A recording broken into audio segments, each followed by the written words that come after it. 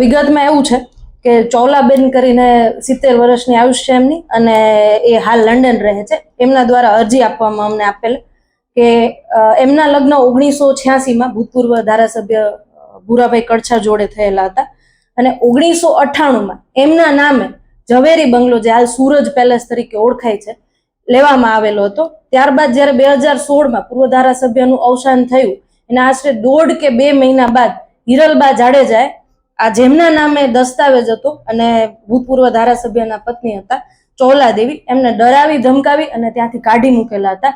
2016થી એટલે આજથી 10 વર્ષથી હિરલબા જાડેજાનો આ બાબતે ત્યાં જ સૂરજ પેલેસમાં જ કબજો હતો.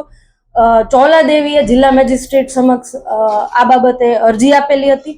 લેન્ડ ગ્રેબિંગ કમિટીએ સંપૂર્ણ ઊંડાણપૂર્વક તપાસ કરી અને પ્રોસિડિંગ્સમાં અમને ગુનો દાખલ કરવા માટેનું કહેલું હતું. સદરુ બાબતે આજરોજ સવાર 7 વાગે કમલાબાગ પોલીસ સ્ટેશનમાં લેન્ડ ગ્રેબિંગ એક્ટ 2020ની કલમ 4(1), 4(2), 4(3) અને 5(ગ) મુજબ ગુનો દાખલ કરવામાં આવેલ છે. હિરલબા ઉપર અત્યાર સુધીમાં ખંડણી, સાયબર ફ્રોડ જેવા અલગ અલગ ગુના અને હાલ આ લેન્ડ ગ્રેબિંગ જેવા અલગ અલગ ગુનાઓ દાખલ થયેલા છે.